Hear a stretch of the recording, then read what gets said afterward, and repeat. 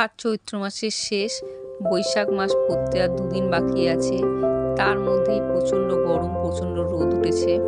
এই যে মালসাটা দেখতে পাচ্ছেন, এই মালসাটা হচ্ছে আমার পোষ্যদের জন্য, আমার বাচ্চাদের জন্য। এটাতে করে আমি আমার যে পশু আছে, মনু, কালী, বাপ্পা, এদেরকে আমি জল খেতে দিই।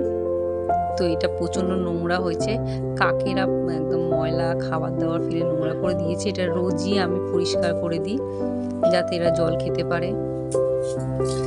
এখনই যদি এত রোদ হয় তো আশা করা যাচ্ছে আগামী দিনে আরও অনেক রোদ পড়বে। তাই আপনারা যারা আমার এই ভিডিওটি দেখছেন তাদের সবার কাছে আমার একটা বিনীত অনুরোধ, আপনারা যদি পারেন তো এরকম কোনো মালসা বা কোনো পাত্রের মধ্যে করে জল নিয়ে একটা জায়গায় রেখে দেবেন, যাতে এই গরমে পশু পাখিরা একটু জল খেয়ে বাঁচতে পারে। ওরা তো অবলা জীব, আমাদের মতো ওদেরও খিদে পায়, তেষ্টা পায়, কিন্তু তফাৎ এটাই যে ওরা বলতে পারে না।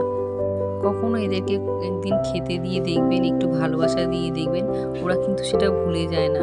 ওরা সেটা সবসময় মনে রাখে এবং আপনাকে যখনই দেখবে ওরা ওদের মতো করে ওদের ভালোবাসা আপনাকে ফিরিয়ে দেবে। তাই আপনাদের সকলের কাছে আমার অনুরোধ, একটা নির্দিষ্ট জায়গায় একটু জল আর কিছু খাবার পারলে এই গরমে এই অসহায় জীবগুলোকে একটু দিয়ে দিন, তাহলে এদের খুব উপকার হবে।